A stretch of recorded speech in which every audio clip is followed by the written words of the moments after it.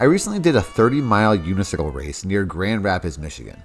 I got a whole other unicycle for it and trained a little, but since that time I got some questions regarding uphill climbing on a single-speed unicycle, since that 30 miles contained some crazy hills.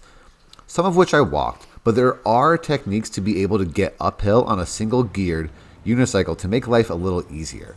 But first, let's talk about riding up a hill on a unicycle in general. We've talked about how when going uphill, the most efficient position for force production is the horizontal crank position.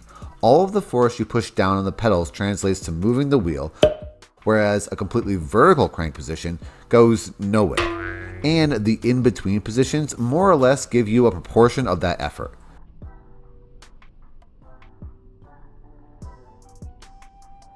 So when you need to really work to get the wheel moving, like on an uphill, you probably should really focus effort when the cranks are horizontal, since that's the most bang for your buck.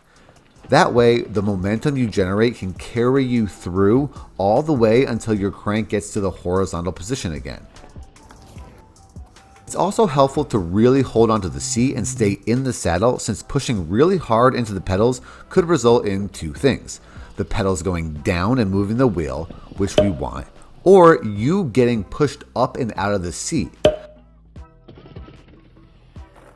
Like if you try to do a quad extension with heavier resistance, instead of the weights going up and out, you're just going to come out of the seat.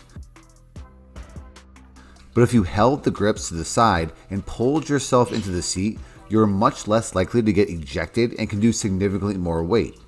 The same principle applies here. If you can pull yourself into your seat, you can impart more force to the pedals and move the wheel against more resistance than you would have otherwise.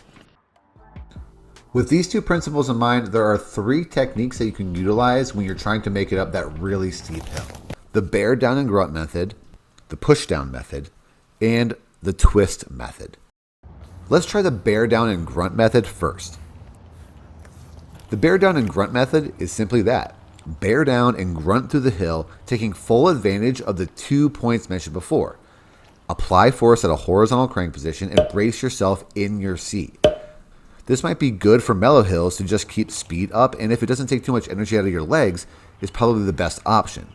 When your tire is straight on the hill, you're experiencing the most steepness that the hill has to offer, but you're traveling the shortest distance from the bottom to the top. This method allows for leaning forward a bit more too, which utilizes an elongated position of your glutes and your largest hamstring muscle. When squatting, your hip angle isn't as drastic as when you're leg pressing. And guess which exercise you can move more weight with? There's a few reasons why you can lift more weight with a leg press compared to a squat, but one of them is better position for force production at your hips. So you can take advantage of this in the bear down and grunt method by just leaning forward and powering through the hill. You're using the same muscles as normal riding, but a slightly different position might allow your legs to feel fresher and attack the hill better than you would have otherwise. Let's get into the push-down method. The push-down method takes advantage of unicycles having no handlebars. What you do is take one or both your arms and push down on your knees when it's time for that leg to push to make the wheel move. This technique may require you to forego not bracing yourself on the seat, which could be disadvantageous and not be helpful on larger hills. But pushing down on your knees absolves your legs of some effort that they would have to impart, and therefore might save your legs from fatigue while still keeping the wheel moving. Unlike the bear down and grunt method where you're pulling up on the handlebars to stay in your seat, this method requires you to push down, essentially using the opposite arm muscles in theory. So in addition to a leg saver, this method can be used when trying to give your back and biceps a break, and instead utilize your chest and your triceps. Even though it may not look like it, attacking a hill is a full body movement regardless of what method you're using, but they do require slightly different muscles. The push down method isn't the most efficient method for attacking hills. I literally can't do it on steep hills. I come out of the seat. But it does have its place on mellow hills and when thinking about keeping up speed. Lastly, the twist method. This method involves a little finesse and requires handlebars. With one hand on the handlebars, you twist the unicycle to the right when you're pushing with your right foot, and twist the unicycle to the left when pushing with your left foot. You're essentially going with a natural twisting of the unicycle to make mini switchbacks up the hill. Switchbacks inherently lower the grade or the steepness of the incline, but instead make you travel it over a longer distance.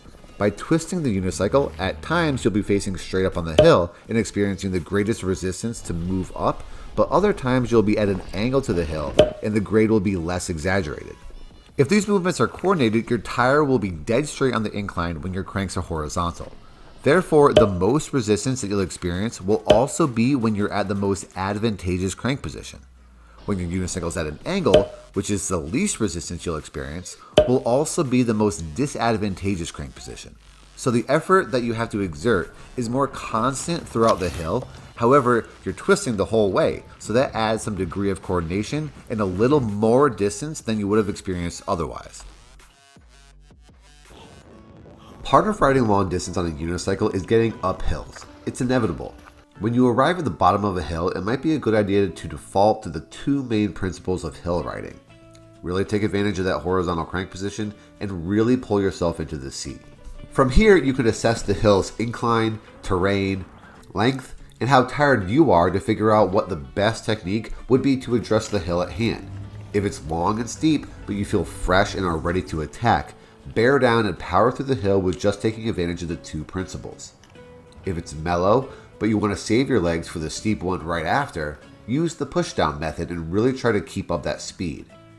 If it's steep with a lot of terrain issues, or you're just really exhausted, maybe power through with a twist method as long as you have enough energy to stay coordinated. I am almost certain there are other techniques out there that can help someone get up a tough hill, so if you have a great technique that's your go-to, let me know in the comments. And consider subscribing if you want more unicycle content.